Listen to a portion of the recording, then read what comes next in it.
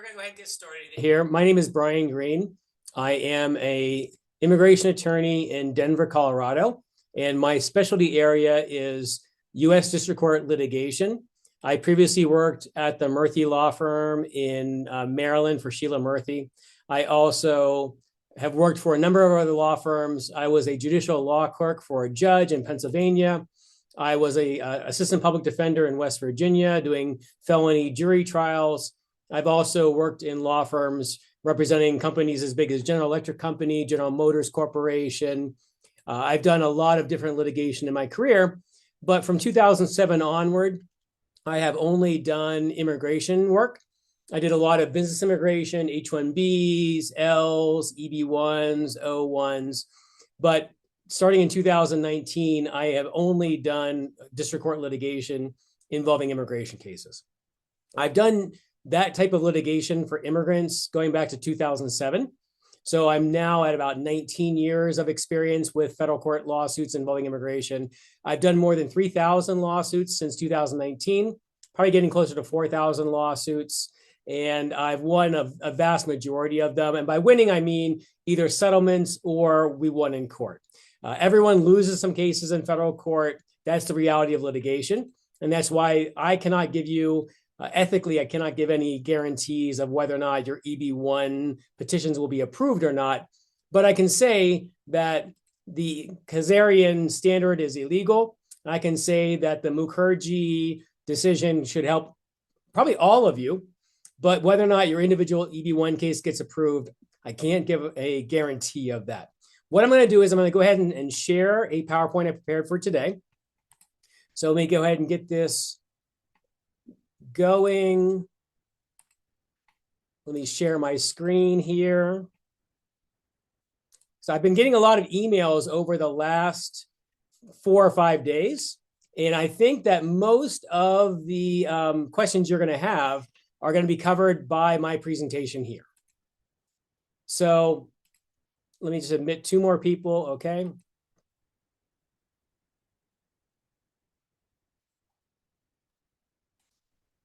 Okay, we're going to go ahead and start this Kazarian Mukherji webinar. And I think most people probably know what Kazarian is in the sense that it affects all of you that have an EB-1A petition either pending or denied. But Kazarian is a person who filed his EB-1 and he lived in California. His EB-1 was denied by USCIS. So at that point, he filed a lawsuit and said that USCIS had incorrectly adjudicated his EB-1 petition. There was no Kazarian standard back then. This is 2009, 2010. The district court disagreed with him and said, no, your case was approved or denied correctly. And he didn't like that decision. So what he did was he went ahead and appealed the denial to the U.S. Circuit Court, for the Ninth Circuit, which covers California. At that point, the U.S. Circuit Court looked at it and said, well, we think that USCIS came to the right conclusion, but they really the court focused on how, not just the criteria that USCIS and really INS back in the 1990s, the prior Immigration Naturalization Service, they had issued regulations that created these 10 criteria that you all know about. Original contributions, high salary, judging the work of others. Those criteria have been around since 1991. And that's how everyone understands how the EB-1 adjudication process is supposed to work.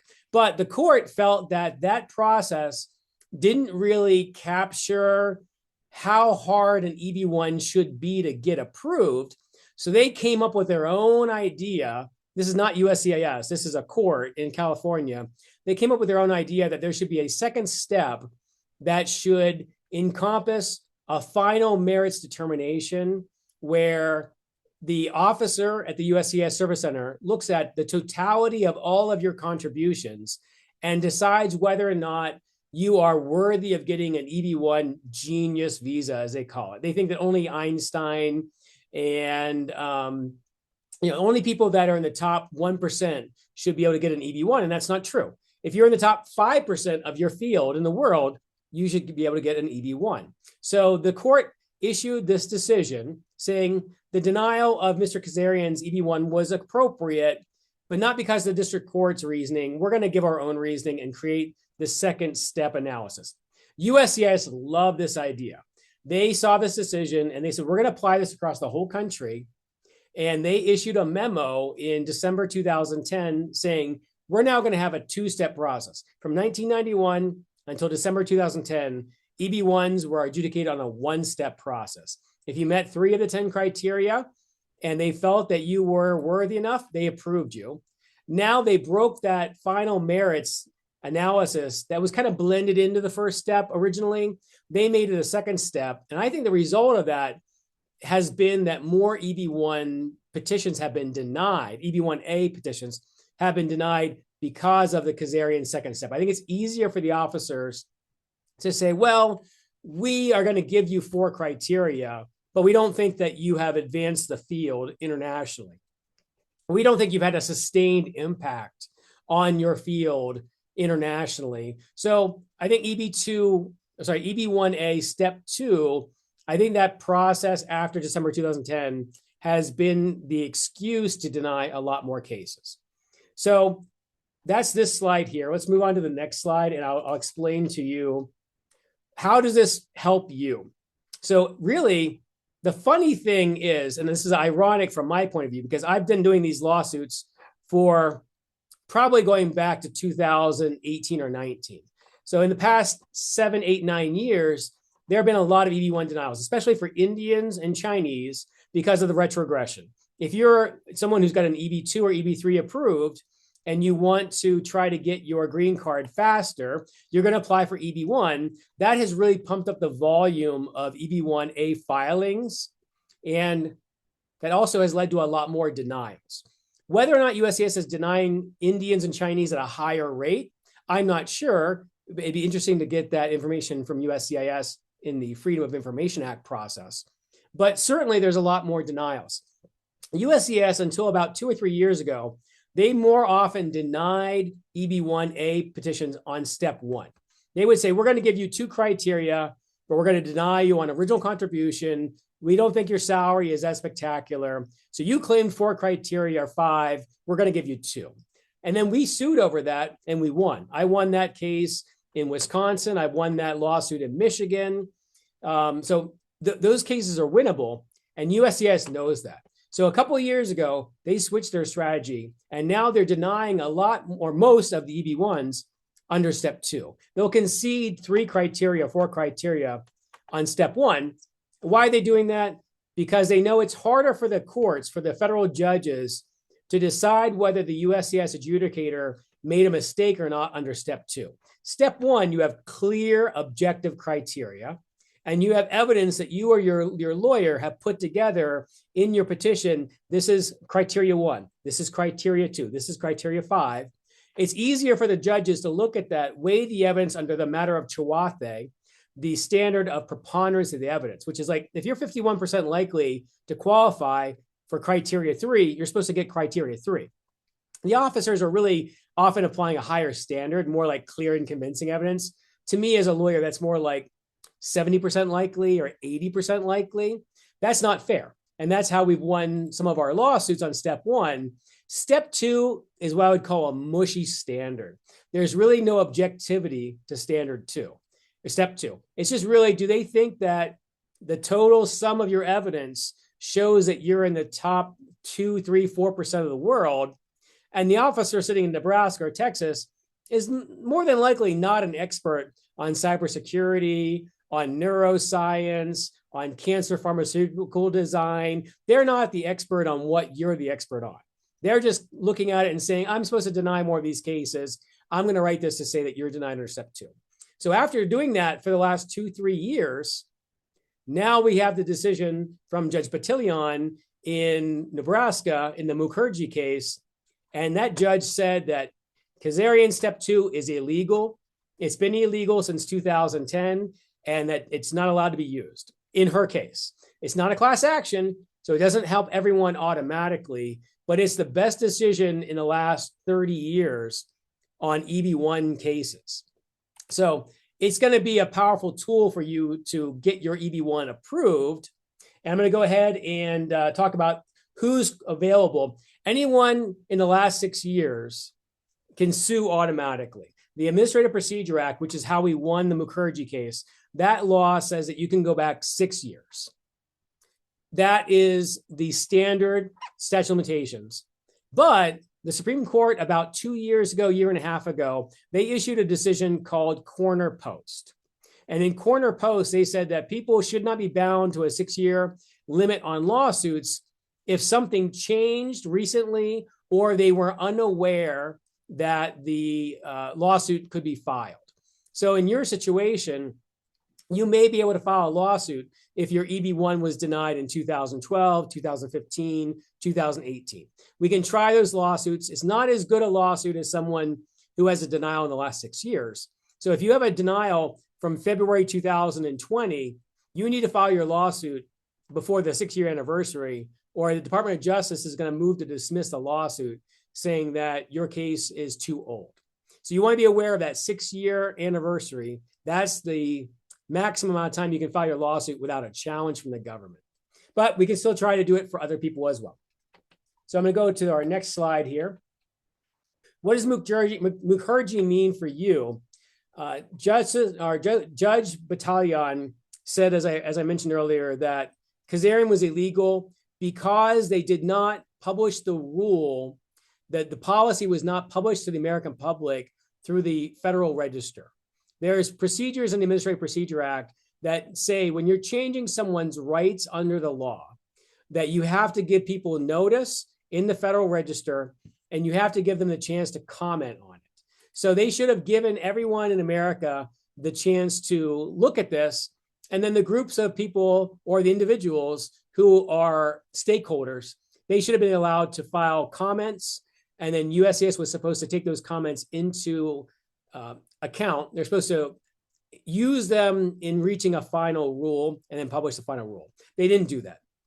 They said that the Kazarian policy did not change your rights. It did not mean more people are going to get denied. And because of that, they were allowed to change the policy just internally at USCIS through a memo. And some judges have agreed. A judge in Philadelphia agreed with that last year. A judge in Nebraska agreed with that a couple of years ago. And I think judges in California and Texas have agreed with that. My Philadelphia case, I'm going to ask the judge to change her mind. I'm going to give her a copy of the decision from Nebraska, the Mukherji decision.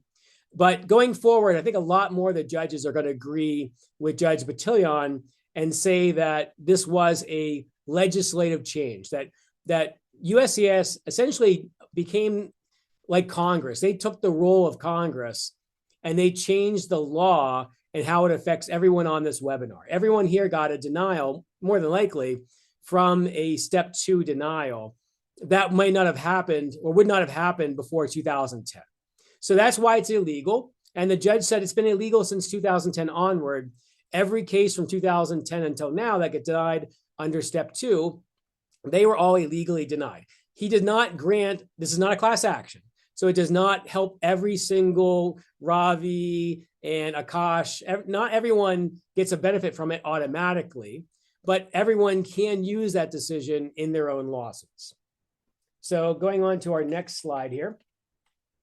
So if you have a denial that is a step 2, if USCIS said you satisfied 3 criteria or more under step 1, and your denial decision says under step 2, in the final merits determination or final merits analysis that you're being denied, you can file a lawsuit and you can say that you should not have been denied because that policy was illegal.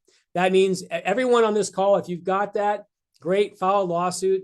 If your denial is more than 6 years old, you're going to have to overcome a motion to dismiss more than likely. If your denial is less than 6 years old, I don't think you'll see a motion to dismiss. I think that USCIS will either settle your case or they will fight it at summary judgment. And excuse me, in the Mukherji case, Judge Battalion really got to know the EB-1A adjudication process, pretty hands-on. And at the end of his decision, he said that the old standard was a one-step analysis. And because the second step was illegal, USCIS needs to reopen and approve the I-140 petition from Ms. Mukherji because there's no other analysis to do. They've already analyzed her criteria under the regulation. They said that she met 3, 4, 5 of the criteria. So at this point, they are going to either appeal or they're going to approve Ms. Mukherji's I-140 petition. I want that to happen for everyone, but every judge is different. Some judges might just say that USCIS needs to go back, reopen the I-140, and adjudicate it properly. But in the Nebraska case, the judge said, no, I've already looked at the evidence. USCIS already looked at the evidence. You need to go ahead, reopen, and approve her I-140 petition. So legal strategy. I've been doing litigation for 24 years now. I've worked for a judge in his chambers. I think I've got a pretty good idea of how a lot of judges make decisions. My legal strategy is to give the judges the easiest way to give you what you want, which is your I-140 being approved. So some people would say, well, we're going to go ahead and sue over step 1. We think you should have gotten 7 criteria and they only gave you 3 or 4. We're going to fight on step 2 and say that they did the analysis wrong.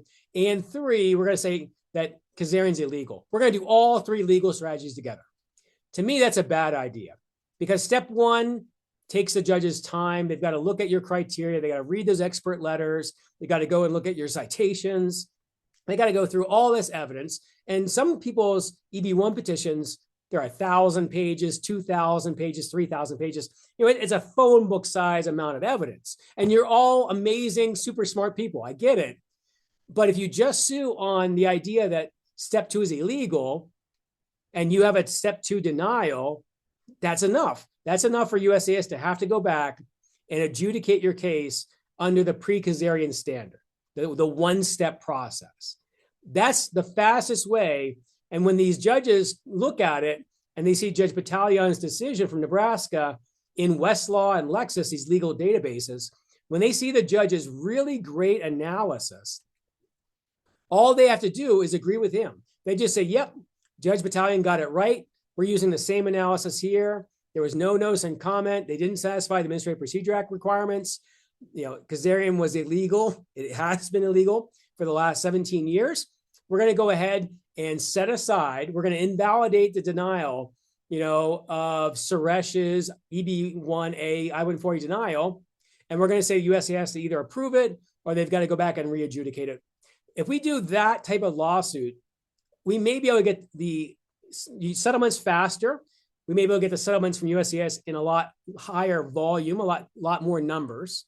Or if they are going to fight us, we may get decisions written by judges a lot faster because this is a black and white issue. It doesn't matter what's in your petition other than the denial says you're denied under step 2. If they have that and they have the decision from Judge Battalion, they can write a very fast decision.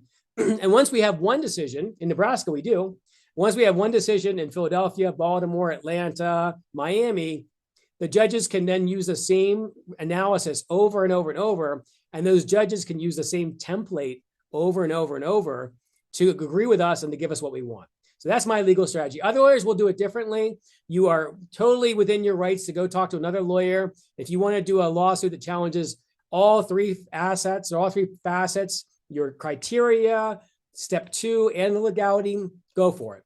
My clients are going to get their green cards faster and easier because I think my legal strategy is the best way and the fastest way. But I've had a lot of people asking me, are we going to argue that your I-140 should get approved?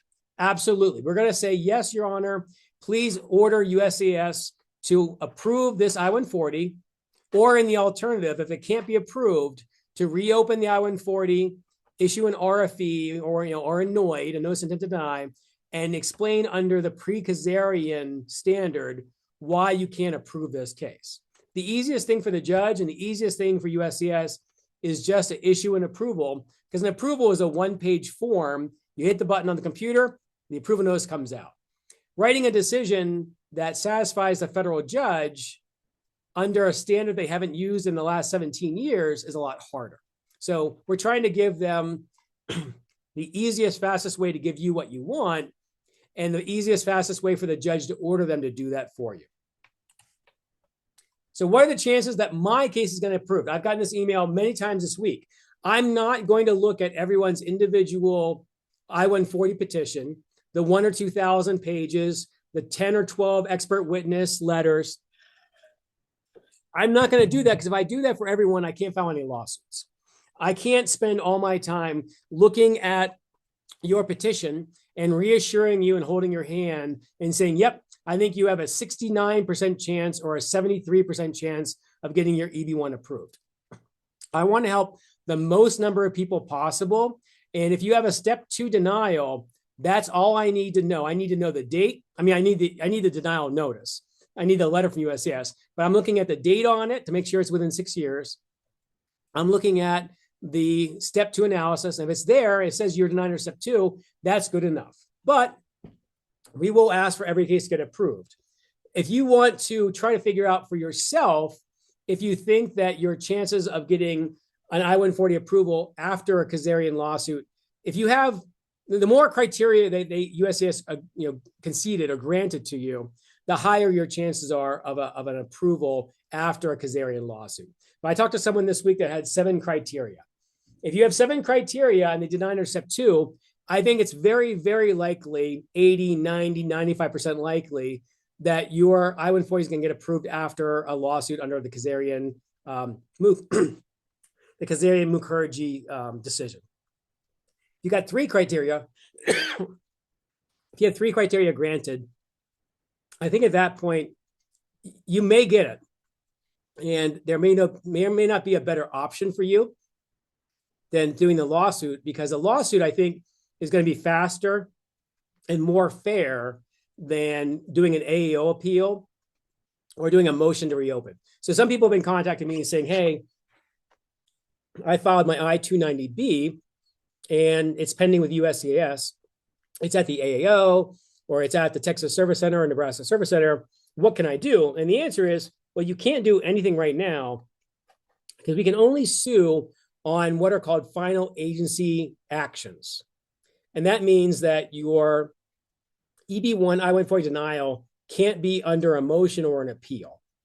I'm not recommending that anyone do a motion to reopen or an AAO appeal, because those cases are reviewed. Motions are often reviewed by the adjudicators themselves. And the AAO is where some people work there as non-lawyers, some people work there as lawyers, but they are employees of USCIS. So those people there are instructed to rule in USCIS's favor after you filed an appeal. So you're not getting an independent review of your EB-1A denial. You are getting someone who works for USCIS following their orders, and they're more than likely going to agree with USCIS. So if you've done that, it's okay. We can file the lawsuit after the AAO or after the Service Center issues a decision on the 290B. We can't do it until that decision is issued.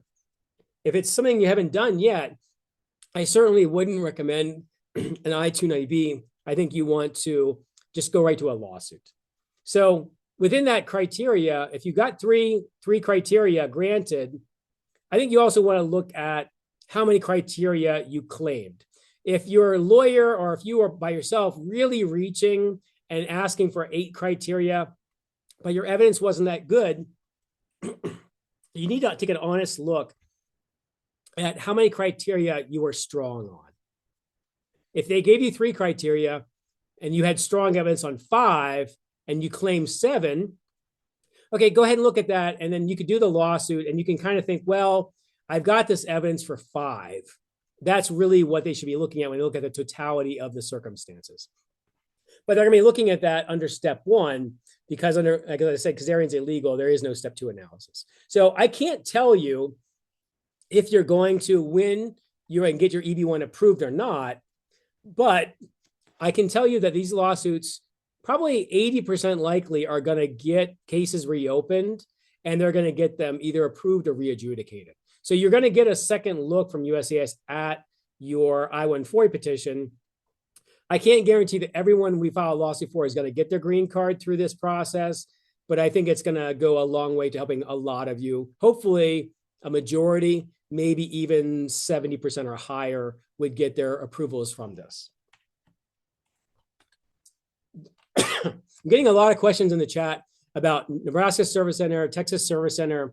I'm not answering those questions on the chat because I'm going to cover it right now. And we're going to go ahead and we're going to look at this map together. I love this map. I actually have this map printed out on my floor. And this is the circuit courts around the United States. Nebraska is in the 8th Circuit. That's a fairly conservative circuit. And that's why I was a little surprised that the first case I won, saying that Kazarian was illegal, I knew I was going to win someday. I thought I was going to win in Philadelphia or Brooklyn. I thought I'd win in Boston, maybe Chicago, but we won in Omaha, Nebraska. And that's great. So anyone who lives in any of the orange states that are covered by the 8th Circuit, you have a great chance to win your EB-1A lawsuit because the Mukherji decision came from Nebraska. The 9th Circuit, covering California, Oregon, Washington, Montana, Idaho, Nevada, Arizona, they created the Kazarian problem. They have a Kazarian case, which is still what lawyers call it good law. That law is still on the books, and that the 9th Circuit and the local judges in those 9th Circuit states, they are more likely to deny a lawsuit, and they're more likely to agree with USCIS because the decision's there. The judge might say, I agree with you, but the 9th Circuit, the 9th Circuit decision still exists. You need to appeal it. And that is going to happen eventually. But the 5th Circuit is the same situation. Anyone in Texas, Louisiana, Mississippi, or anyone that has a Texas Service Center denial where you file the lawsuit in Texas, those cases are harder to win. I apologize just for my cold. They're harder to win because the 5th Circuit issued a decision called Amin, A-M-I-N. The Amin decision says that the Kazarian standard is fine. It's not a legislative change. It was just an internal policy change. And they're not going to say that step 2 denials are wrong. So we're not going to sue in the 9th Circuit or the 5th Circuit as much as possible. The options are that you can sue where your I-140 was denied. So that could be Nebraska or Texas Service Center. We can sue where you live. So if you live in New Hampshire, if you live in New Mexico, if you live in St. Louis, Missouri, we can sue where you live, or we're allowed to challenge policies. We're allowed to challenge USCIS policies at their headquarters, and their headquarters that moved to Maryland about 5 years ago or 6 years ago. So the USCIS is headquartered in Maryland. It's called Camp Springs, Maryland. It's just outside of Washington, D.C. I'm licensed in Maryland, so I can file my lawsuits in there. I can file them in Nebraska, or I can file them where you live. So going back to this previous slide, the best places to sue are Nebraska, because we already have one there. Maryland is a good place to sue. They have some pretty good judges there. And because the USCIS headquarters is there, this is a national policy. We can sue in Maryland, or we can sue where you live. The last options really are northern Texas. That's Dallas, where the Texas Service Center is located. Not a good choice, and not a good choice anywhere in the 5th Circuit or the 9th Circuit. So I'm going to go ahead and skip to how long do these cases take. I'm going to file these lawsuits within 14 days of being hired and getting a written signed agreement from you. So if you send me a signed agreement, you make payment on Tuesday, I'm going to file that lawsuit within 14 days. Once I filed the lawsuit, then I have to serve the lawsuit on the U.S. Attorney's Office where the court is located. So if we're suing in Nebraska, I'm going to send a copy of a summons and a copy of the lawsuit to the U.S. Attorney's Office in Lincoln, Nebraska, or Omaha, Nebraska. If we sue in Maryland, I'm going to send a copy of the lawsuit and summons to the U.S. Attorney's Office in Baltimore.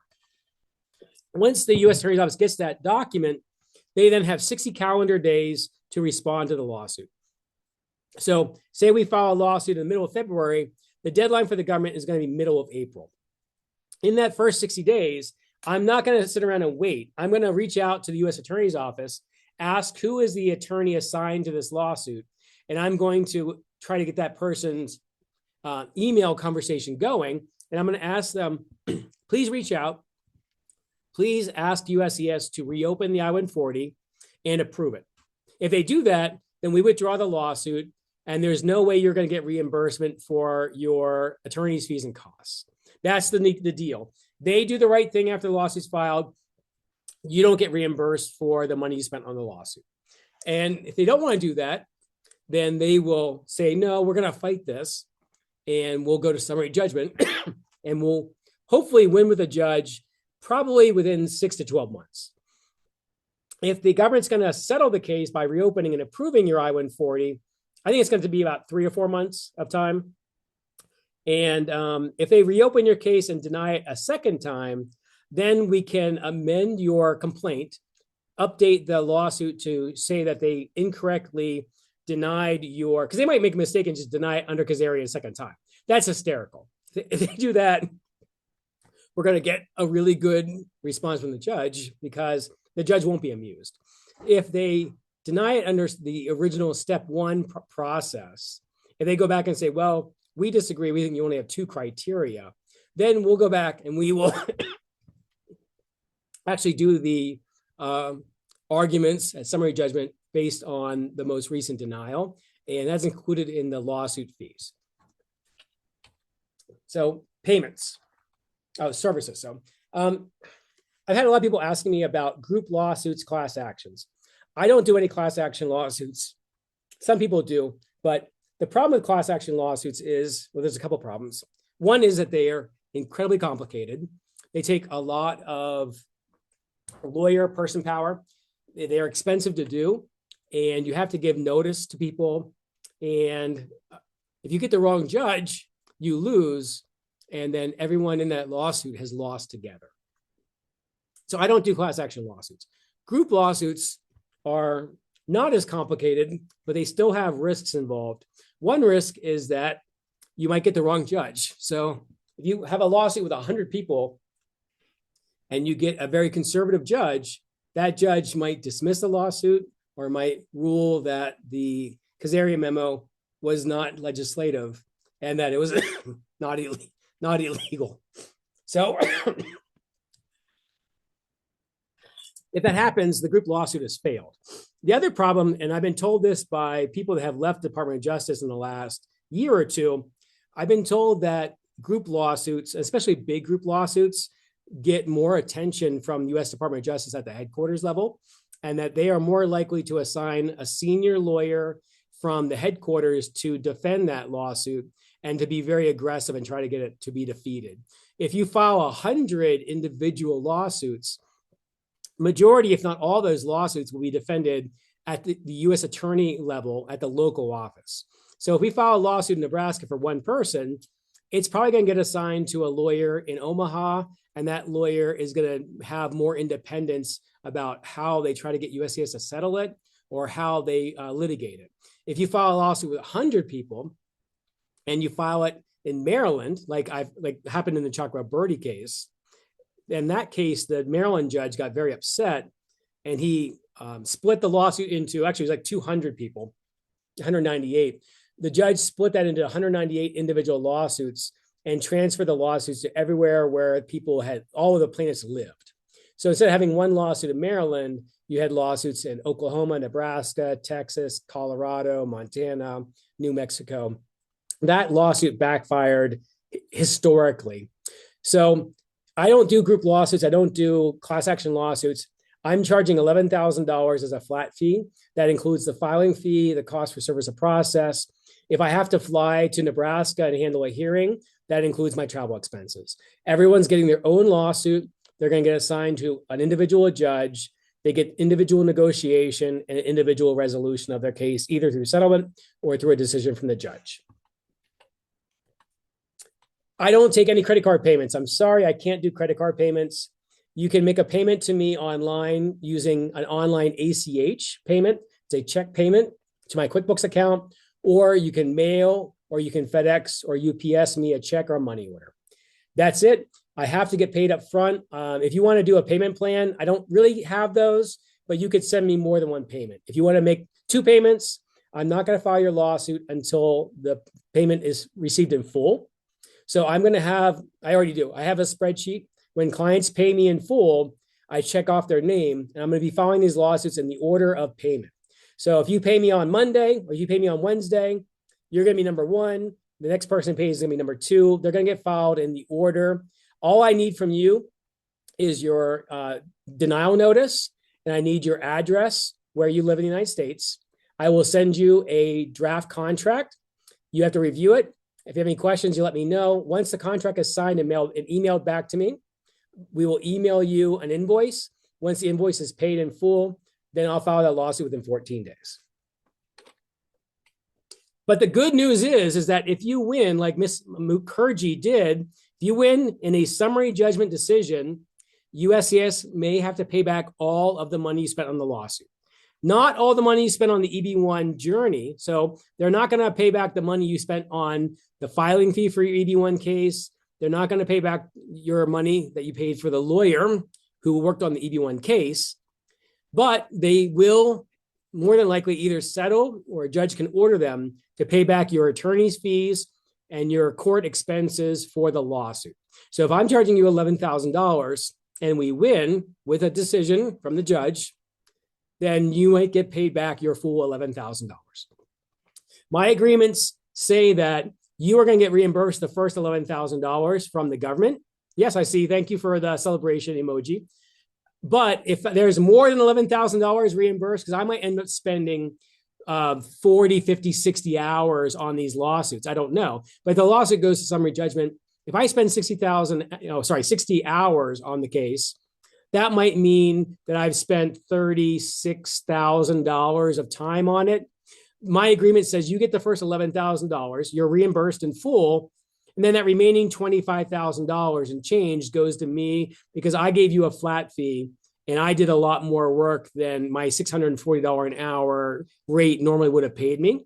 So my agreements, I think, are very fair, because if we only get $11,000, you get all of it. I get nothing else in addition. I get paid up front for your work. I'm happy for that.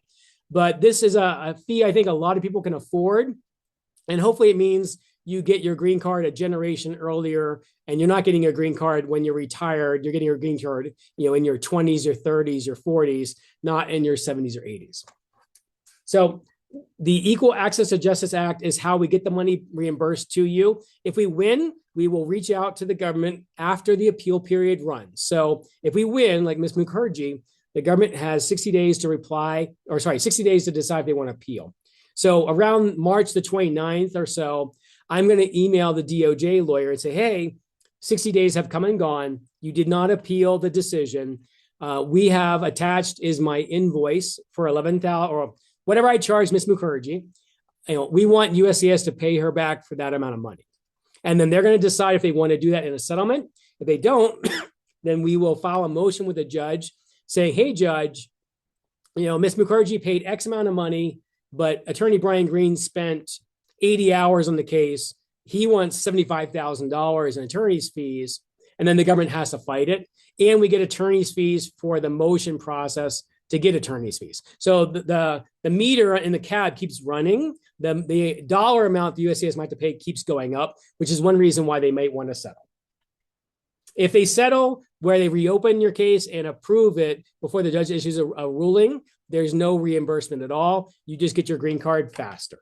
So now it's time for questions and answers. I'm going to go ahead and go back through our questions here, and I'm going to look and see which questions we have not covered. So Nebraska Service Center versus Texas Center, just to recap that, I would rather file the lawsuit in Nebraska or where you live. So for Srini says, I live in Georgia. The choices between Georgia and Texas are not great. I would go for Georgia, but because we can file in Maryland, I think the best choice for you is to go to file the lawsuit in Maryland. And if they want to transfer the case, if the judge wants to transfer the case out of Maryland, we would agree to transfer it back to Georgia. So I think Maryland's a best choice. Georgia is second best, and Texas is the third or least best choice there possible. And we looked at the cool map together. how does a potential EB-1A lawsuit impact other future EB-1 applications or EB-1B applications from employers? It does not impact them at all. There's no retribution. There's no negative consequences from filing a lawsuit in America. The only thing that you're risking is the money that you're spending on the lawsuit. So every EB-1A case has a receipt number. Those receipt numbers are individual. They're like children. They're all beautiful in their own way. Everyone's different. You can sue on 2 denied EB-1s and have 1 EB-1 and an EB-1B. You can have an EB-1A and an EB-1B pending. They're all separate. There's no collateral problems at all. I've had people say to me, well, I have 2 denied cases, one from Nebraska, one from Texas. Should I sue on one or both? My answer is, if they're both step 2 Kazarian denials, we can file one lawsuit on both. And then we can let USCIS know you can approve either one, the Texas or the Nebraska Center denial, either one you reopen and approve, the lawsuit gets withdrawn. So if you have 2 denials, it's probably stronger than having just 1 denial. I don't know about your individual merits. Hopefully they were both well done EB-1A petitions, but you can sue over as many EB-1 denials as you have. I'm only taking the step 2 denial cases, but that's really my answer to that question. There's no retribution, doesn't affect your future green card status, doesn't hurt you at a future naturalization interview, doesn't hurt you if you apply for visas overseas. There should be no impact negative from a lawsuit being filed. Can you have another petition in progress while litigation continues? Yes, I just answered that question. You can have 2 new EB petitions. You can sue on 2 old ones. They're all independent of each other. Next question here. Do I need to appeal my decision before suing USCIS over the file merits denial? No.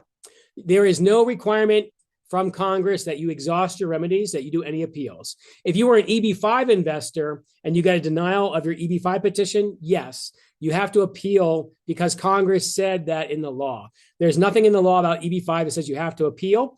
So as soon as you get a denial from a service center, you can sue right away. What are the chances of approval after a lawsuit is filed? I've already said that. I can't tell you. I can say the chances of getting a reopening are very high. And what happens after the reopening of the I-140, I can't predict in individual cases. But this is the best chance for someone with a step 2 denial. This is the best chance and probably is cheaper than filing a new EB-1 case. If you file a new EB-1A case, they still might apply the Kazarian step 2 analysis to your application, your petition. Until USCIS withdraws the Kazarian policy, everyone's still going to have that problem. So the people that file the lawsuits are the only ones who are going to get the more beneficial pre-Kazarian adjudication standard. So that's part of what you're getting. Are you going to get an approval? I can't predict it for you. Are you going to get a more fair process? Yes, you should get a more fair process. Am I going to do a lawsuit for Texas Service Center? If there's no other option, if someone lives in well, no, put it that way, I'm not going to.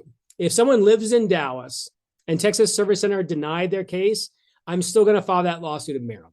Maryland is a better option. There's no Fifth Circuit Amen precedent that's going to harm you. So Maryland is better than Texas. Trust me on that. Can you also file a lawsuit when appeal is pending at AAO? No, I've already answered that question. If you filed an AAO appeal or a motion to reopen, you have to wait until that decision is issued. How confident do you feel on Texas Service Center lawsuit? Not good. Until we've won enough cases around the country. Really what we want to do is we want to win around the country. Then we want to go to California. We want to win at the district court in California. Or if we lose, either way, either we appeal or the government appeals, then we want the Ninth Circuit to overturn Kazarian. Once that Kazarian decision is overturned in Ninth Circuit, then we can go to the Fifth Circuit and say your Amin case was based on Kazarian. Kazarian is overturned. There's no basis for Amin anymore. Then the Fifth Circuit can vacate Amin or overturn Amin. But that's really how you beat the Fifth Circuit, is that you take out the foundation. You remove the Kazarian standard from the Ninth Circuit. Then the Fifth Circuit, it's going to be a lot harder for them to say, well, even without Kazarian, we're still going to do this. If they want to be the only one, if all the other circuits say that Kazarian's illegal and the Fifth Circuit wants to keep that standard, it might go to the U.S. Supreme Court. And then the U.S. Supreme Court might say that all the other circuits are right and the Fifth Circuit's wrong. I don't think it's going to happen, but I'm not going to go to California or Texas first. I'm going to go to Maryland before, if that's my only other option. So do future chances of approval get impacted by lawsuits? I've answered this question numerous times. There are no negative consequences from filing a lawsuit. Are there any repercussions later in the green card process? No, there are no negative repercussions from filing a lawsuit. I don't know how many times we're going to get this question. Timeline. We covered the timeline, Vinod. Vinod, we covered it. It's 2 weeks for me to file the lawsuit, 60 days for the government to respond. Settlements probably in 3 to 4 months. If we have to win with a judge, probably 6 to 12 months. But again, if this is the 4th or 5th case in Chicago and the judges have already ruled in favor of us and said that Kazarian's illegal, I think every case after that's going to get faster and faster because they've already got the decision written. They're just changing the person's name on the decision. How long can the lawsuit take from filing the decision? Okay, Paulina, I just said that, 6 to 12 months, but faster if we are in a place that's had a lot of the same decisions over and over. What if you got 3 out of 3 criteria under the first standard? I can't give you a chance of success. I think it's still a good idea to file the lawsuit. This is for Pallavi. I think that it's probably better to bring the lawsuit than to file a new case. If you only claim 3 criteria and you got all 3, if it was denied under step 2, I think you are more than likely going to get the case reopened, either through the government doing it on their own or through the judge ordering it. And hopefully you get an approval, but I can't guarantee it. I think it's still better than going back and trying a new lawsuit when USCIS has not removed the Kazarian policy yet. Filing another EB-1A petition that's going to get denied under Kazarian is less likely to work for you than filing a lawsuit and getting a re-adjudication under the pre-Kazarian policy. That's your best bet, Pallavi. So Kiki, if the 290B motion is taking too long, mandamus lawsuits do work for that. I've done mandamus lawsuits for I-290Bs. That is an option, Kiki. So just email me and we can talk about doing a mandamus. Anything after 6 months, I think, is a ripe time, a good time to do a mandamus for a 290B. So if it's been more than 108 days, go ahead, email me. We can do a lawsuit for that. Would I recommend you withdraw the 290B if it's pending? No, because USCIS could make the right decision. They could reopen your I-140 and they could approve it. And if they approve it, they're not going to actually say it was under Kazarian or under pre-Kazarian. There's nothing on the approval notice that says that. It just says the approval date. So if they want to make your case go away and prevent a lawsuit happening, they can just approve your I-140. They approve the 290B. They reopen and approve the I-140. You're happy. There's no lawsuit. You've already paid the money for the 290B. I would say if you want to file a mandamus, it's taking too long. That's viable because that gets you to the lawsuit faster or the approval faster. Either one's good for you. But I wouldn't withdraw a 290B because you paid the filing fee. They might make the right decision. You don't know. This is for J.O. I claimed 6 criteria, 4 were approved. I was denied on step 2. If you got 4 criteria conceded by the government, I think your chances are good. They're better than 3. They're not as good as if you had 5, 6, or 7. Can I tell you what your chances of winning and getting your approval? I can't tell it to you. I think your case will get reopened, as I said earlier, and your chances of getting an approval are better than if you refile and get a denial under Kazarian again. So I think probably your best option is to do the lawsuit. Can I tell you it's 90% likely? I cannot. Is it 60% likely? I cannot tell you. I can't guess for you. But I can tell you there's no better option. I think when people see that these cases get approved, they're going to start to feel more comfortable that more and more people are winning this way. This is for VR. If the decision came from Nebraska Service Center, but the applicant lives in California, can you sue in Nebraska? Absolutely. How is the case likely to be handled given Kazarian was ruled on the 9th Circuit? The 9th Circuit only controls in California, Oregon, Washington, Idaho, Montana, Nevada, and Arizona. If we file the lawsuit in Nebraska, the 8th Circuit controls. And even though the Mukherji case is not an 8th Circuit decision, it's a U.S. District Court decision in Nebraska, it's what we call persuasive authority. And the judges, I think, in Nebraska are more than likely going to defer to Senior Judge Battalion because he's a smart guy. He's been around for a long time. I think they're going to look at that decision and go, you know what? we think he made the right decision. We're going to defer to him and reach the same resolution. So the Ninth Circuit does not apply to any Nebraska lawsuits whatsoever. So even though you live in California, I would say we should file your lawsuit in Nebraska. My personal preference is Nebraska first, Maryland second, any other place other than California or Texas is third best. Okay, Alex Panachichi, I got a sloppy denial with mistakes, all criteria but one, final step denial, AO rejected. I would do the lawsuit now.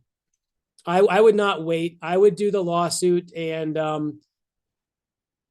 you're in Washington State. The EB-1 was sent to Nebraska, rerouted to Texas. Okay, so Alex, I would file your lawsuit in Maryland. I think that lawsuit is best in Maryland, and I think it would be successful there. Kiki, again, I would not withdraw the 290B. I think you should just wait and see what happens. Anik Kumar, you're living in Tennessee. We can file the lawsuit in Tennessee, or we can file the lawsuit where your case was denied. I'm guessing it was probably either Nebraska or Tennessee or Texas. If it was denied in Nebraska, I think Nebraska is better than Tennessee. If it was denied in Texas, I think probably Tennessee or Maryland. But no, is the total timeline 60 to 90 days? No. The total timeline is 6 to 12 months, or it could be longer than 1 year. But some people are going to get settlements in 2, 3, 4 months. And you're going to find out in that first 4 months, is the government going to resolve your case by reopening, hopefully approving it, or are they going to fight it to the end? If they decide to fight, you're going to probably be looking more at the 5, 6, 12 months, depending on the judge, how many cases that judge has on their docket. 60 to 90 days is really, that's the timeline to figure out, is the government going to fight back or not? Mahesh Babu, are partial refunds if the lawsuit is not successful? No. My slide already said there are no refunds. I earn my fees when I file your lawsuit.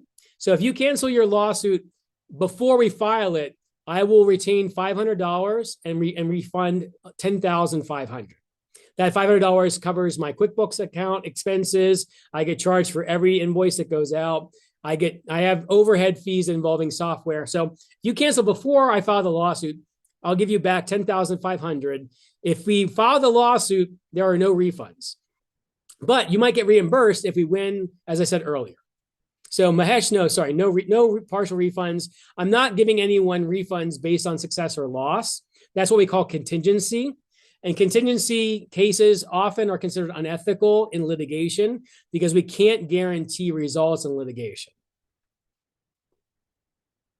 So this is Amin had one criteria granted and the denial under step 1. I would not file a lawsuit on that. I would try to work and get a stronger EB-1 refiling. You're not going to win with one criteria, either on step 1 or step 2.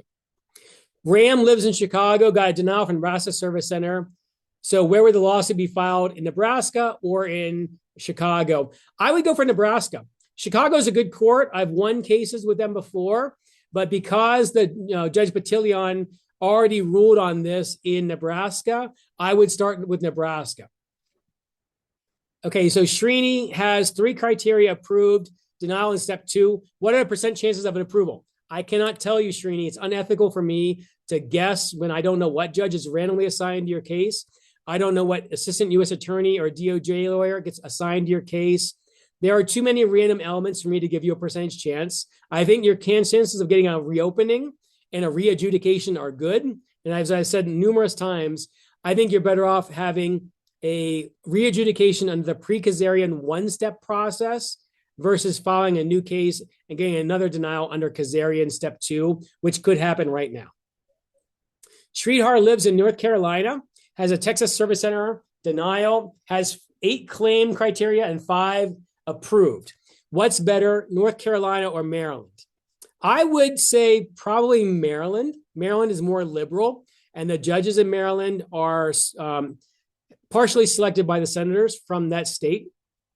And the judges in North Carolina are partially selected by the U.S. senators from North Carolina. I think Maryland's better. If the judge in Maryland disagrees, if you get transferred back to North Carolina, I think you'll still be in a good situation. Kiki wants to know, can you withdraw a pending I-90B and file a lawsuit? You can, I just don't think it's a great idea.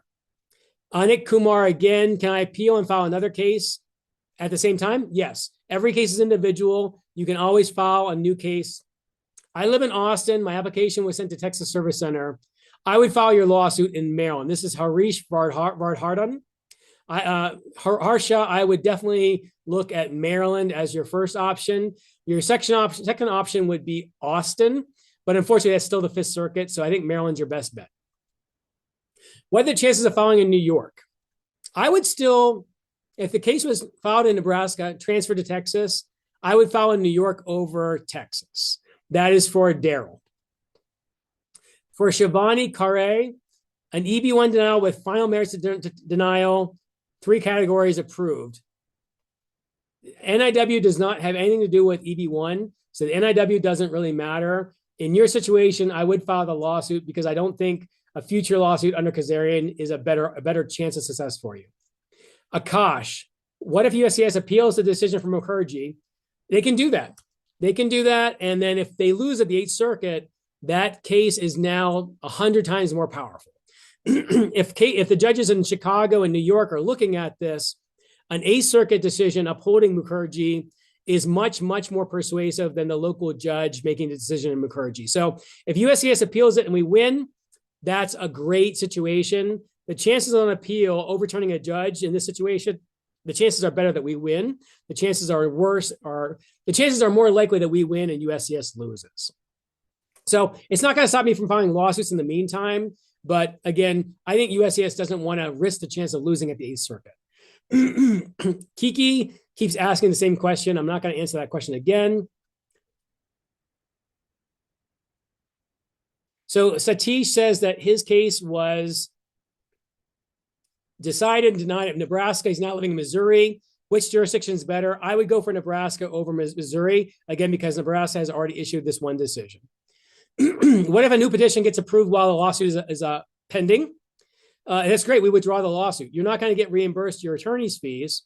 Well, it's a good question. In that situation, I would not withdraw the lawsuit. I would let the lawsuit go to the end, because if you win with the judge, then USCIS may have to pay back your $11,000 in fees. So if you win with a new EB-1 approval, that's great news. Although until they get rid of the Kazarian standard, I don't know, Naresh, if that's really realistic or not.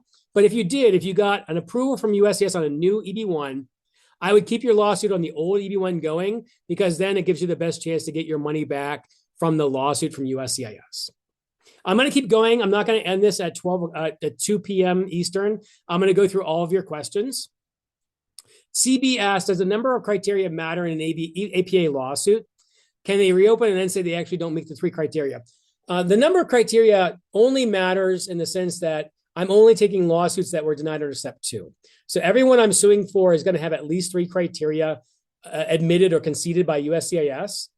If they go back and say that you don't meet at least 3 criteria, I think the judge is going to be very angry, and then we are more likely to win with the judge and get your money back, because then we can win either on USCIS getting Step 1 wrong or Step 2 being illegal, or both. So if USCIS were to go back and be extra harsh on your Step 1 analysis, that's making the chances of them losing with a judge a lot higher.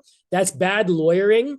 And if the lawyer lets the USCIS client do that, they're making their situation much worse. So I wouldn't worry about that, CB. I think if they do that, it increases the chances that you win and you get your money back. All right, Vinod, can I have in parallel another EB-1? Yes. You can have 100 EB-1A petitions pending, and you can sue on 100 denied at the same time. Every EB-1 case is totally separate. Nothing affects any of the other EB-1s. If a lawsuit is needed under Step 1, can I sue against USCIS? You can. You might want to wait and see if USCIS is going to withdraw the Kazarian policy, because filing a new EB-1A case now with Kazarian in place is not a great idea. Suing over Step 1 is probably still better than doing a new case under Kazarian. So this question came from Anik Kumar. I would probably sue over step one. You can talk to me about doing that. But if your case wasn't that good, then you might want to wait until Kazarian is withdrawn and you have more evidence or more accomplishments to get more criteria. So Paulina is asking if the experts in the EB-1 case would have to be witnesses. My lawsuits are only on step two. The merits of step one don't come up at all.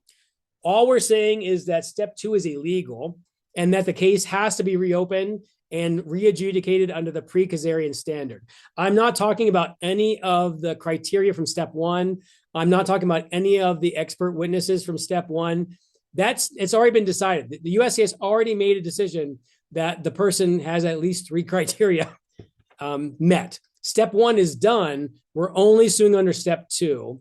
So I don't feel like making a more complicated lawsuit to get the same result. As I said earlier, suing over step two is the easiest, fastest way to get you or your client to the green card getting approved.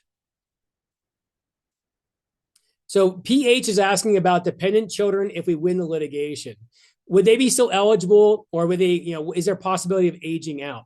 So if the case gets approved after the lawsuit, the case is approved as of the date that it would have been filed. So if the child was protected under the Child Status Protection Act, the CSPA, if they were still eligible when the I-140 was filed, they will still be eligible whenever the I-140 is approved now. So if you were in a situation where you had to choose between filing a new case, if the children aged out, a new I-140 filing won't protect them, but filing for a lawsuit where the case was denied in 2021, if the children were still eligible then, that lawsuit is the only way to protect those children and keep them under the EB-1 that was filed. So good question, PH. Abhishek Nanda, what if USCIS appeals the lawsuit? We already talked about that, Abhishek. If they appeal and lose at 8th Circuit, that's great for us. They probably are either going to not appeal because it's not a great idea, or if they appeal and they lose, it's great for us. The third option that they appeal and we lose, it's possible. I think it's the less likely of the three options. I wouldn't worry about that. PK said, I have 2 denials with 5 criteria approved out of 6. Washington State, is it worth the effort? I would sue over both denials. I would sue in Maryland for the same reasons I said earlier. I don't think suing in the 9th Circuit is good until Kazarian is overturned. And with 5 criteria approved, I think you're in a good situation there. Anik Kumar says, I have 5 criteria, claim 3 approved, deny step 2. Same answer, Anik Kumar. Your best option is to sue. It's better than filing a new EB-1 under the Kazarian standard.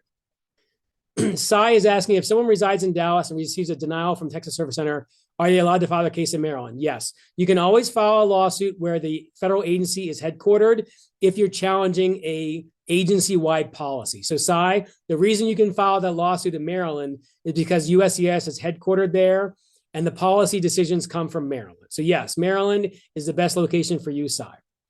So for Shivani Kare, case denied in Texas, 3 categories.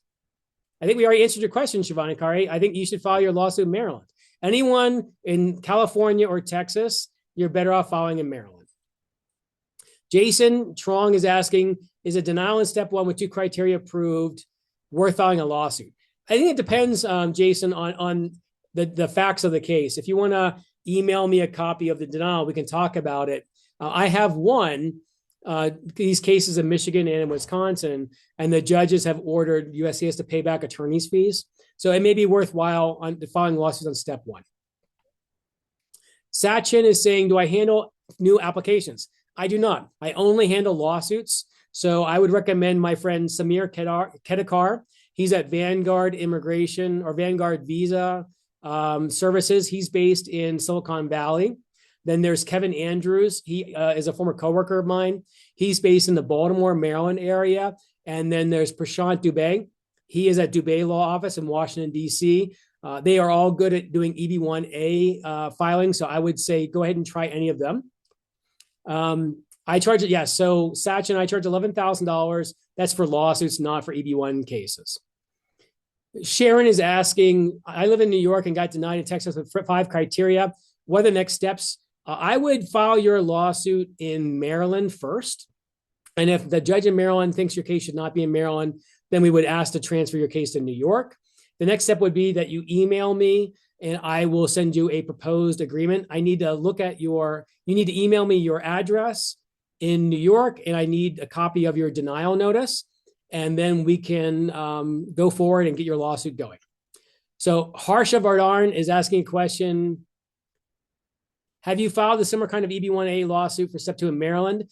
No, I have not filed in Maryland. I have pending lawsuits in Brooklyn, Eastern District of Pennsylvania. I may have one pending right now in Nebraska. I have not filed this kind of lawsuit in Maryland yet. So there's no outcome for me to share. VR is asking a quick follow-up question. Can a Nebraska judge transfer the case back to California? Not if the case was denied. If the case was adjudicated and denied in Nebraska, there's no basis to send the case back to California. You're allowed to choose whether you have three choices: where you live, where the case is denied, or Maryland, where headquarters is at. You're allowed to choose. Is it theoretically possible they could transfer it to California? It is theoretically possible. Should the judge do that? I think the answer is no. I don't think the judge should do that. So I wouldn't worry about that. That's not a reason not to file the lawsuit. Put it that way, VR. Mahesh is asking, I have my second attempt, EB-1A, on RFE currently.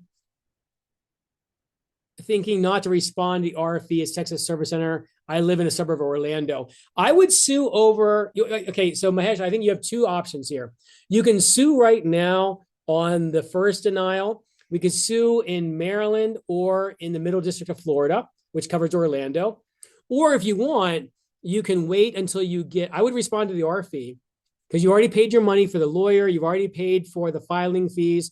I would see what USCIS is going to do with your case. If you get a second denial, we can still do the same thing. We can file one lawsuit that covers both denials. We can file that lawsuit in Maryland or in Orlando. And then that gives USCIS two options to approve you for the green card. That's a better lawsuit than filing over one denial. So you can either file now and see what happens with your first case, or you can wait, maybe get a second denial and file them with two denials. Either one is a good option. And you're noting the AI copy and paste. Yeah, there's been a lot of templates used by USCIS. Now they're using AI. So they might be using AI to screen and deny or issue RFEs, maybe even deny cases without a human looking at them.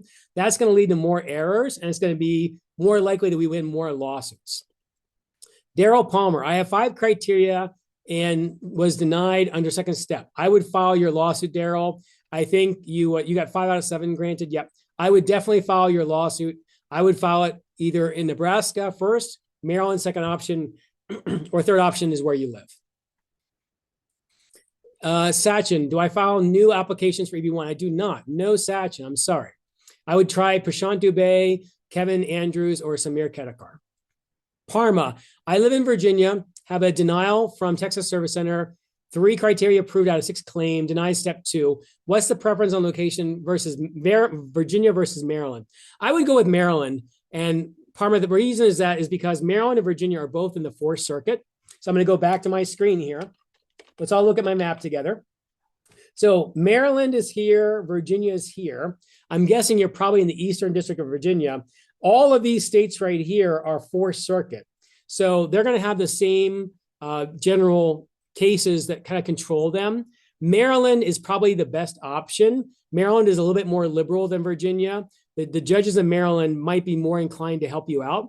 So I think Maryland is the first choice. If we have to transfer your case out of Maryland, we can always say, okay, judge, transfer the case back to Eastern District of Virginia. I think Maryland's probably the best bet to start. Sharon, we already talked about your case. I would start with Maryland first, and New York would be your second option.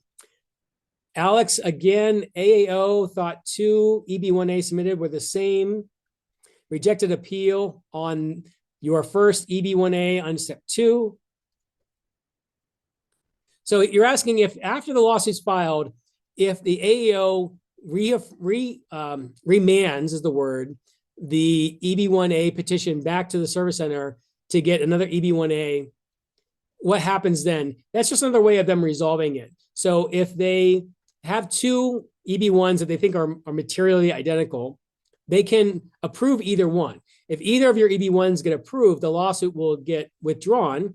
Although, again, like the earlier case, I'm going to be withdrawing less lawsuits now, because if they approve the case and file a motion to dismiss, if we oppose the motion to dismiss and tell the judge, no, we want the judge to rule on the issues. If the judge denies the motion to dismiss and approves our motion for summary judgment, you might get back your $11,000 for the lawsuit. So if they do something that we haven't negotiated, I'm more likely to keep the lawsuit going because we want to get your money back. Okay, so Nishai is saying, I live in Washington State, got 5 criteria, conceded, denial on step 2, filed for Nebraska Service Center, got rerouted to Texas. Should I file in Maryland or Texas?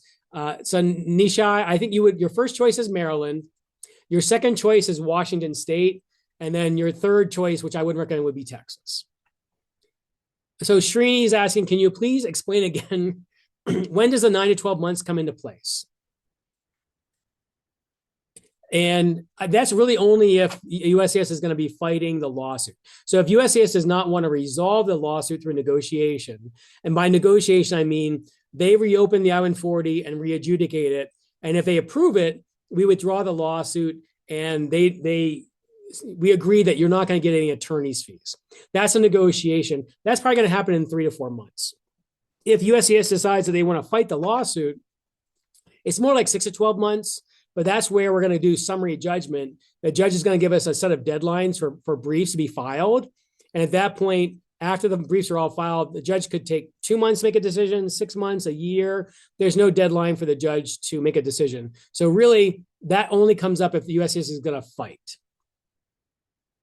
And I will type in, yes. So Kevin, I'm typing in the attorneys' names.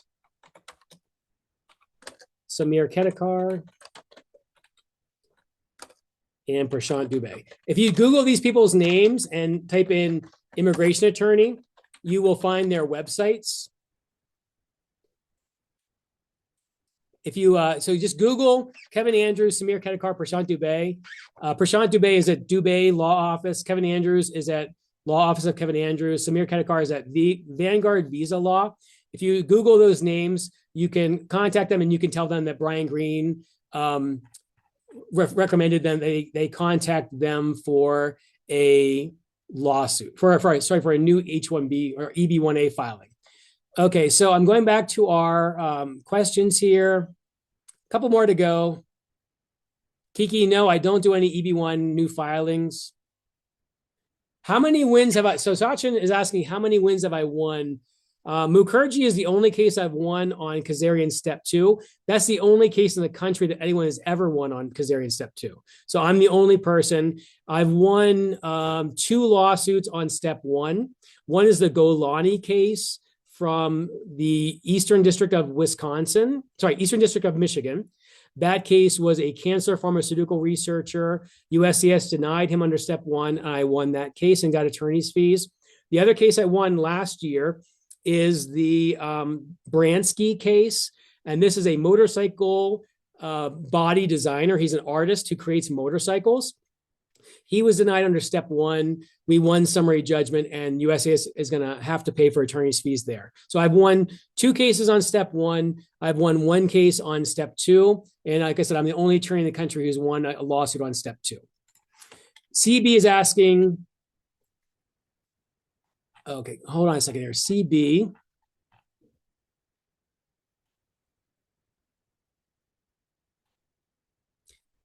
Does the number of criteria matter if it's an APA lawsuit?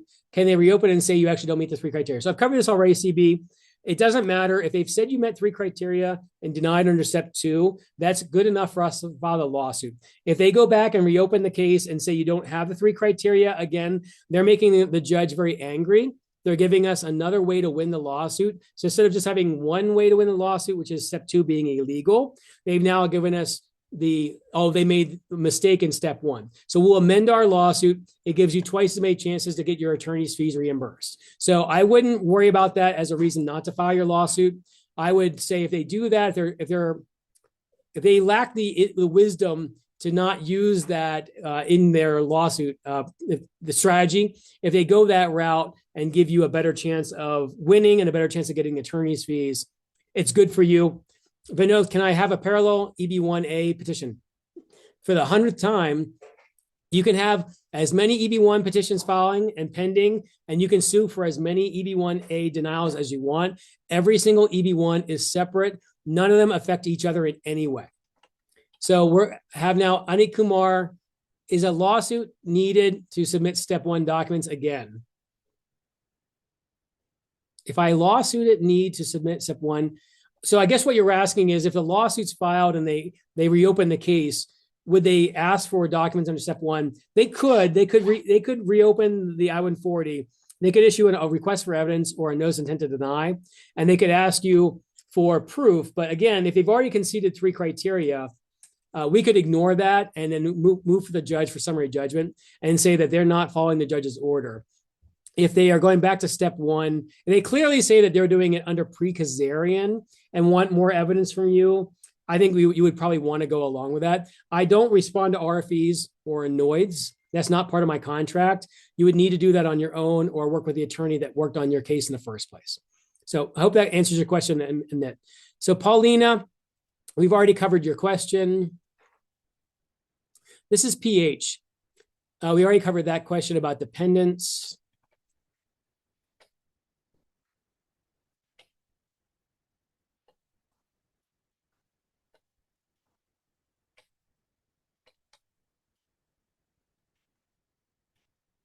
I'm just going through my questions here to look for any more that we haven't answered.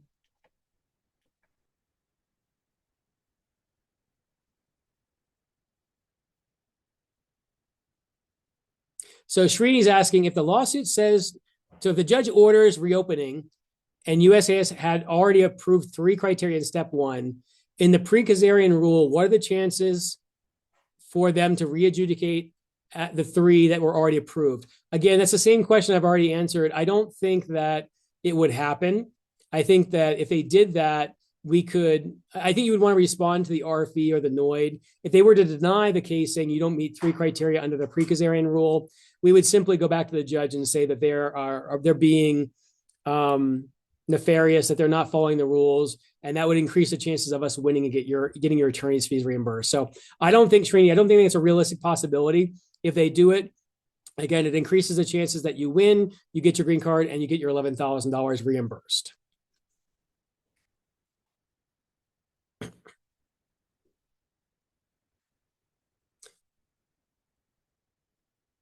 So Anurag is asking, how long is the lawsuit process? That's on my earlier slide. So let's go back to my slide here.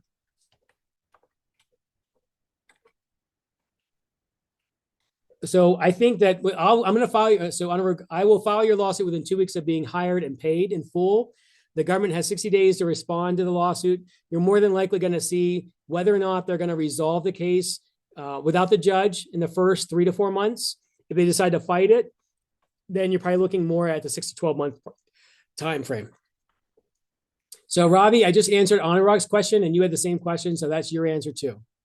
Anurag is asking, does the USCIS re-adjudicate in premium processing? Anurag, I don't understand what you're saying. I don't know if you want to pay premium processing to get a fast result.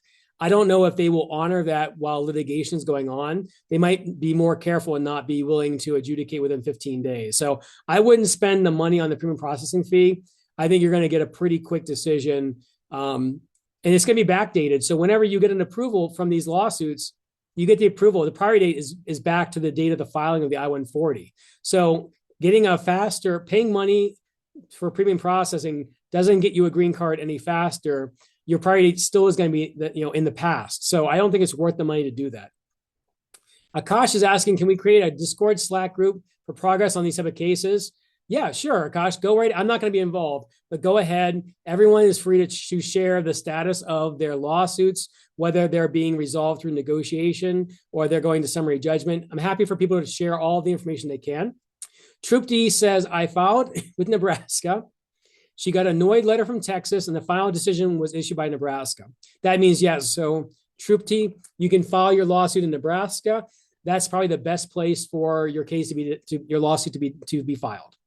Vivek is saying, I had 4 out of 5 criteria approved. petition was denied under step 2 in late 2025. I also have an ongoing EB-5 petition. Would filing a lawsuit over my EB-1A impact my EB-5 petition? Not at all. Every single case is independent. The EB-5 cases are adjudicated in Washington, D.C. Your EB-1A case is adjudicated in Nebraska or Texas. There's no crossover between those types of cases at all. Troop D is saying I was accepted. USCIS accepted 5 out of 5 criteria, which is amazing. Denied under step 2, saying that your work was all too recent and not of sustained a claim. Yeah, your case still has a good chance because I think they're creating requirements that are not in the statute, and they're making the level of proof required a lot more than a matter of Chawathe preponderance of the evidence standard. So as I said earlier, they're just looking for excuses to deny these cases. If you file your lawsuit and the judge says that step 2 is illegal or USCIS voluntarily reopens your case, having 5 out of 5 criteria is a pretty good chance of success for an approval. So Troop D, I would definitely think the lawsuit is your best option. VR is asking a follow-up question. If an applicant has a past EB-1B approved with a prior employer and now has a denial under EB-1A step 2, would it help to state the prior EB-1B? No, EB-1B has nothing to do with EB-1A. They are totally different. They don't, EB-1, you could have, having an EB-1B or an EB-1C does not meet the criteria of EB-1A. So VR, that does not help you in any way. Akash, what if USCIS gives a blanket RFE and gives a blanket denial? I'm assuming you mean after the case is reopened. At that point, we'll just go back to the judge and we'll amend our complaint and say to the judge, step 2 is illegal. They also denied under step 2 on a pre-Kazarian wrong. Then the judge can either, if they do that, the judge probably would deny the Kazarian step 2 portion. Oh, they might, I don't know. The judge might say Kazarian is illegal and say that USCIS was arbitrary and capricious in denying under the pre-Kazarian standard. You can still win your lawsuit and get all of your money reimbursed. So Akash, I wouldn't worry about that. If they do that again, it's just giving you more chances to win and get your money back. Abhishek, advice on Philadelphia versus Maryland. Case was denied in Texas. If they send back to Texas, is it essentially a denial? No, I don't think so. I think we're going to win in Texas someday. I just don't know. I don't think it's a good chance right now. So between Philadelphia and Maryland, you don't know what judge is going to get assigned. The judges are randomly assigned. You could get a more conservative judge assigned in Maryland, and you could get a more liberal judge assigned in Philadelphia. I don't know what's going to happen. So I think I would probably start in Maryland, and because that's where the headquarters is located. If the judge wants to transfer the case, I think we would agree to transfer the case to Philadelphia. So I think Maryland first, Philadelphia second, Texas would be third. And again, I don't think it's automatically a denial in Texas, but until we get the Kazarian precedent in the Ninth Circuit overturned, I think judges in Texas are more likely going to follow the Fifth Circuit amend decision. So it's not as good as having your case in Philadelphia or Maryland is better than Texas. So PK is asking if the lawsuit is filed in Maryland, would I cite the Mukherji case? Yes, I'm going to cite the Mukherji case in every single lawsuit I'll file everywhere in the country. It's not that it's not mandatory authority in Maryland or in Virginia or in Florida. It's the quality of the analysis. The judge in Mukherji, Judge Battalion, did an excellent job of analyzing the Administrative Procedure Act mistake that USCIS made. That analysis can be adopted by any judge in the country. So that's why the Mukherji case is important, because the judge got it right, and the judge did a really long, 15, 20-page decision explaining why USCIS was wrong. That's the power of the Mukherji case, is that the judges can easily read it, and use that analysis again. Srini said, I missed a question, Srini. Okay, let's see. If the lawsuit says to reopen the case with 3 approved criteria in step 1 in the pre-Kazarian rule, what happens if USCIS readjudicates as a 3? What will they do here? I'm not sure what you're saying, Srini, but they could go back and reevaluate the 3 criteria. If they do and give you less, again, they're going to make the judge angry, and they're going to look really petty and evil, and it increases the chances that we win with the judge. So they shouldn't do that. If they go back, they should really only look at whether or not the 3 criteria they already gave you, if that means that you should be approved under the pre-Kazarian step 1. If they do that, it's okay. If they meddle around and try to deny you a second time, again, if they do it, the judge is going to probably rule that they're wrong, order them to approve your case, and then order you get your money reimbursed by USCIS. So can they do it? They can be dumb, sure. Are they going to do it? Hopefully they won't. If they do it, they make it worse for themselves. They increase the chances that you win and get your money back. So I got Alex again here, Alex Panichachi. My question was different. Once the lawsuit is completed, if they send it back to USCIS to reevaluate it, can they reject the other new EB-1A you have submitted because they think these are identical? It doesn't matter if they're identical or not. You can't get more than one green card. So if they approve your first older green card case, they'll deny the new one as being not needed anymore. They're not going to deny it for being identical. They're going to say you have a green card case approved. You can't get 2 of them. You already have the older priority date there. They should not. So he's asking about his status, his 45 pending. They should not deny the new case while the old one's pending. If they did that, I would say you want to file a motion to reopen, and that puts you back in the same status again. So that's a pretty complicated question that you would want to ask with your EB-1 attorney. That doesn't have to do with the litigation. It shouldn't happen, but that's beyond the scope of my litigation services. So now Arpit is asking, when do you think USCIS will remove the step 2 process? Well, probably not right away. I think when they start losing 10, 15 cases, or if you have 10 or 15 written decisions around the country, I think the pressure is going to get harder on them. Or once they start losing circuit court decisions, like if they were to appeal to the 8th Circuit and lose, every EB-1A denial from Nebraska Service Center would have to be done under pre-Kazarian adjudications. So if that happens, half the cases in the country in Nebraska would be pre-Kazarian, and the other half of the EB-1 cases in the country in Texas would be under Kazarian. That's a pretty weird situation. And I think a lot of people would sue saying, why are people that get in Nebraska adjudications getting a better, easier standard, and people in Texas are getting a harder Kazarian standard? So if they were to lose in Nebraska, I think they may have to withdraw the Kazarian policy at that point. Otherwise, they would have 2 different sets of adjudications happening simultaneously. That's not a very good situation. Or they could just basically stop doing Nebraska adjudications of EB-1s. They could transfer all EB-1s to Texas, and then people are going to be suing outside of Texas where they live. So I can't tell you when Kazarian gets withdrawn. The more circuit courts that agree with us, the more district courts that agree with us, the more pressure on them to withdraw the process, to withdraw the Kazarian policy. So Parma is asking, will the experts who provide letters have to act as witnesses? There are no witnesses in these lawsuits. Administrative Procedure Act lawsuits don't have any new witnesses. They don't have any witnesses at all. The APA lawsuits are based on the record that USCIS has in their file. So we can't put any new evidence in. Experts giving testimony is new evidence.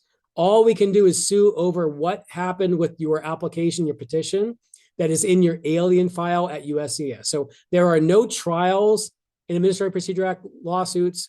There are no witnesses. There are no juries. There could be a hearing where lawyers argue, but we'll be arguing over evidence that was in the USCIS file. My lawsuits, all we're arguing about is whether Kazarian is illegal. I'm not going into step 1 unless they deny under step 1 after they reopen. But in general, my lawsuits are only about the legality of step 2.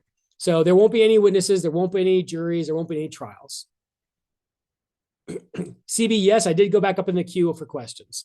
Sai is asking, what is the probability of a remand? Depends on the judge. Every case that USCIS settles, there's no remand. So if USCIS on their own sua sponte, it's the Latin we use for on their own order. If USCIS just goes back and reopens the I-140, there's no remand. So the cases that settle will never be part of the percentage of remands. The cases where we win with a judge, that's where the remands happen. So what percentage are going to happen? I mean, I think between the two, a settlement or winning with a judge, I think it's probably going to be more like 50, 60% or higher, but it depends on the judge. And you can't ask for more, USCIS can't ask for more evidence during re-adjudication. They still have the ability to issue an RFE or a NOID, but they have to do that through the pre-Kazarian process. They have to say, using the pre-Kazarian standards, we want more evidence or explain this. It might not even be evidence. It might be them asking you or your lawyer for an argument about how you satisfy the pre-Kazarian standard. That's allowed. So Kiki is asking if USCIS can come back to withdraw their approval of a first step Kazarian law in a 290B. I don't think so. I don't know. I'm not an expert on that. That's not litigation. If they did it, you could still file a lawsuit over it. So I don't know. If that, Kiki, if ever happens, send me the denial and I'll look at it with you. VR is asking if they reopen the case, but take the real processing time. So if they reopen the case, the judge is going to give them a deadline. So if USCIS loses with the judge and the judge orders them to work on it, if USCIS takes like a year, we can go back to the judge and say, Judge, they're taking too long. So I have seen cases where USCIS has lost and then they drag their feet and take a long time. It's going to be up to the judge how long the judge is going to let them take that how long is too long for the judge. I can't tell you what judge is assigned to the future lawsuit, but eventually we would ask the judge to order them to finish up their work within a set amount of time, whether that's 30 days, 60 days, I don't know. They can't delay forever. They can't deny you an adjudication by not making a decision. What are the chances, this is Shivani, what are the chances that your case gets transferred from Texas to Maryland?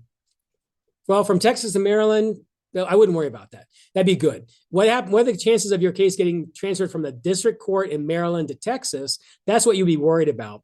And that's only if the judge agrees that it's not a policy decision that you're challenging. So if you and your lawyer, say you hire someone other than me, and you file a lawsuit in Maryland and you challenge how USCIS made the actual decision on the merits in step 2, that case might get transferred from Maryland to Texas because you're actually challenging how they reached the decision in your case. I'm challenging the policy at the national level. I'm saying that they can't use the step 2 analysis in your case because it's illegal. So the way I frame my lawsuits, it's more likely that the case will stay at the District Court of Maryland and not get transferred to Texas. Can I guarantee it? No, I cannot. But you're better off in Maryland than Texas. And if you live in Texas and your case was denied by Texas Service Center, Maryland is the best chance you have, or you can wait. If you want to wait, and then once the Kazarian standard or the Kazarian precedent in the Ninth Circuit is overturned, once the Fifth Circuit case is overturned, then you could file your lawsuit in Texas and you'll have a much better chance. I don't know if you want to wait because, again, with 6-year statute of limitations, you need to look and see how long can I wait before I file my lawsuit. And Shivani saying you're in California, the Texas Service Center. You're better off in California than Texas, but you're better off in Maryland than California. So I would say probably start your lawsuit in Maryland. If you have to get transferred, agree to transfer to California. And then maybe your case is the one that overturns Kazarian in California. And maybe you're more famous than Ms. Mukherji. I don't know. So Trupti is asking for prior step 2 lawsuits that you filed that were not successful. What were the reasons?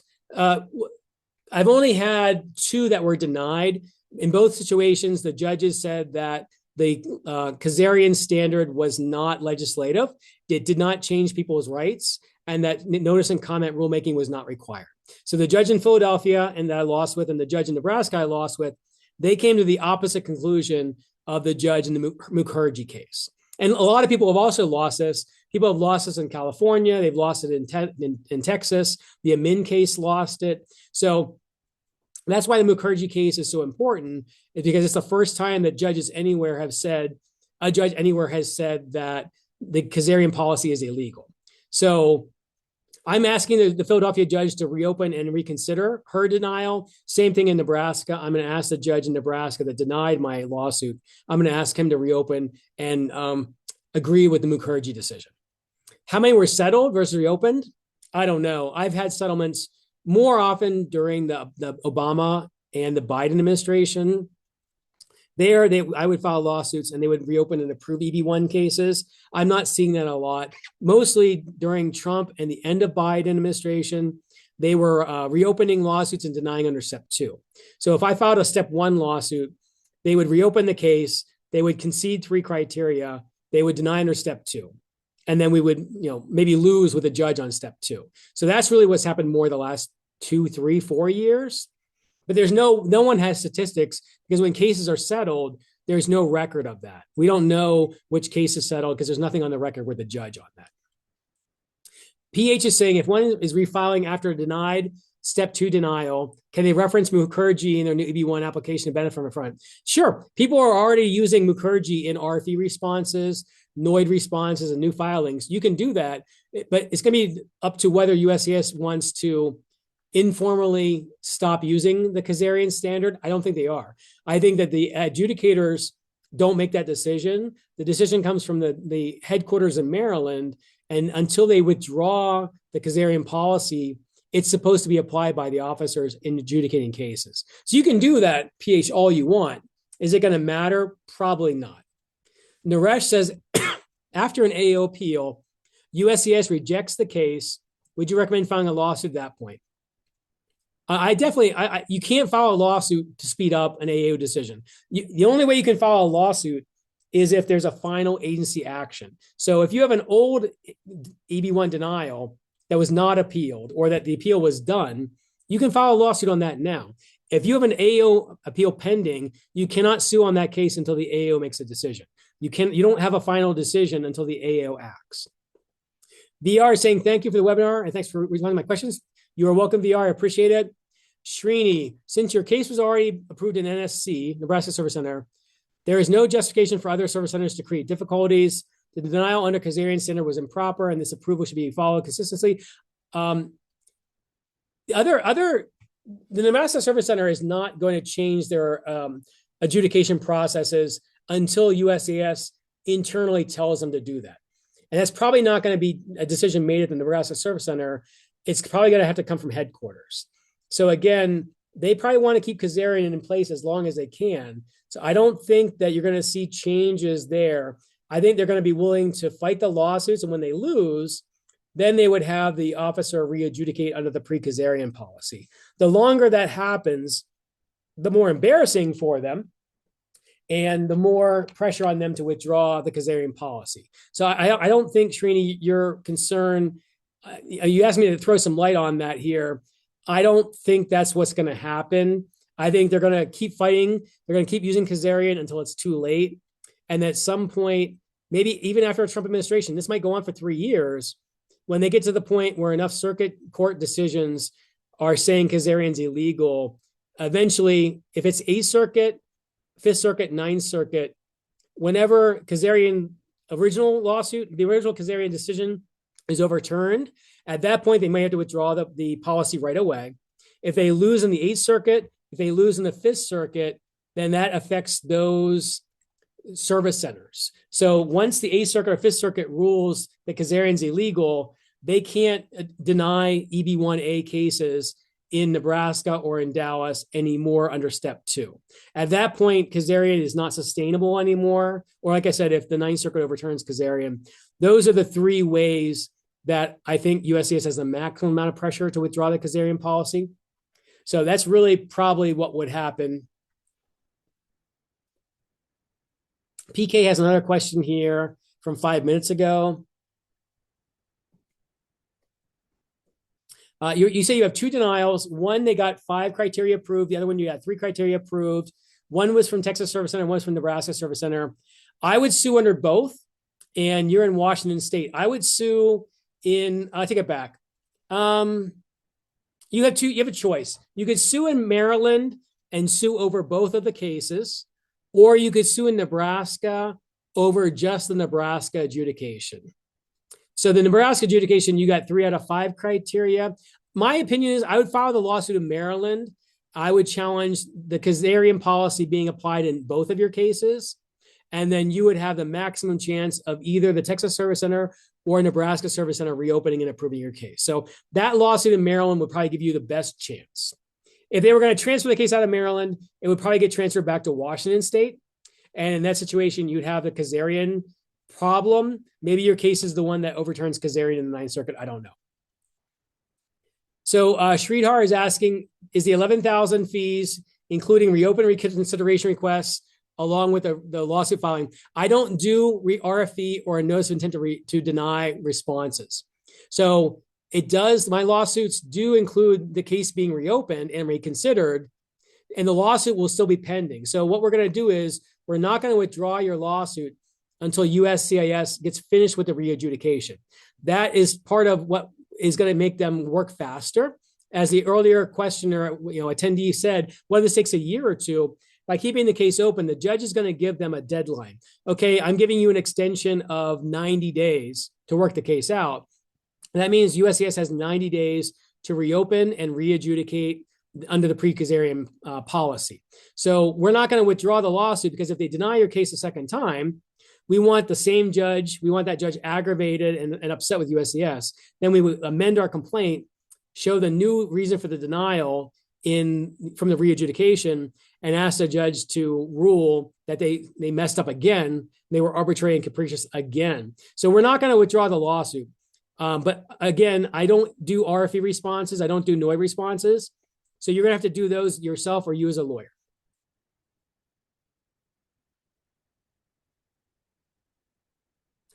Paulina, thanks a lot. Good luck. I look forward to hearing from you. Satish says, if USCIS re-adjudicates and denies the I-140 under step 1, do we refile the lawsuit? I just answered that question. We're not refiling the lawsuit because the lawsuit's still pending. We're going to keep the lawsuit pending during the re-adjudication process. So if they deny it during the re-adjudication, we're going to update our lawsuit, the complaint, and show the judge what the same judge, same case number. We're going to show that judge what the new denial reason is and argue that it's illegal. So we're not withdrawing the lawsuit until USCIS approves your I-140. If they deny it a second time, we're going to update the judge and move for summary judgment on that basis. Ms. Mukherji is not an engineer. She is an international investigative journalist. She was one of the top investigative journalists in India, and she came to America, and she's continuing to be an international investigative journalist in America. So she's not a science person. She's not a PhD. She's a reporter. Journalist, yes. PK says journalist, correct.